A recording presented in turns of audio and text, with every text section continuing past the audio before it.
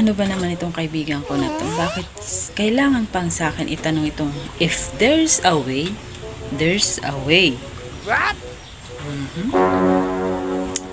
Alam naman niyang hindi ako marunong sa English. Translation? If there's a way, there's a way. Alam ko na. Kung kanino ako dapat magtanong.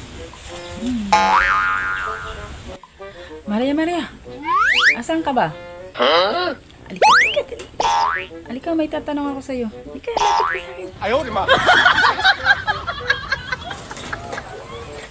Ano yan, ate? Sige. Papunta na po dyan. Tapusin ko lang po yung ginagawa ko.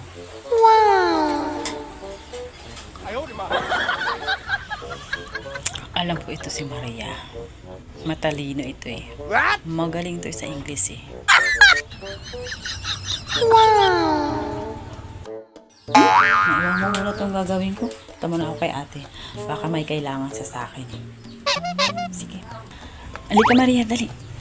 May tatanong lang ako sa'yo. Ano bang ibig sabihin na if there's a way, there's a way? Kasi, yung kaibigan ko kasi nagtatanong kung ano ibig sabihin nito. Alam ko naman na magaling ka dito eh. Translate mo ito sa Tagalog. If there's a way, there's a way. Ate naman, napakadali lang naman pala eh. Akala ko naman kung ano na yung sasabihin mo sa akin eh. Baka kung saan na naman ako pupunta eh. If there's a way, there's a way. Ang ibig sabihin niya lang ate, kung may daraanan, may dadaan. Oh no! Sabihin mo yan ate sa kaibigan mo. Sigurado ka?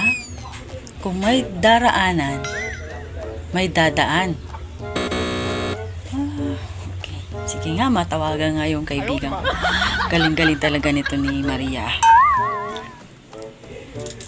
Solve agad ang problema ko. Matawagan nga yung kaibigan ko.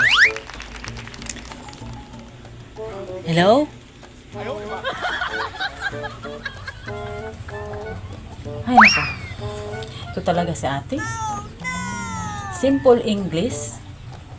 Cannot translate. Nakapagtrabaho na nga. And that's all for our video for today.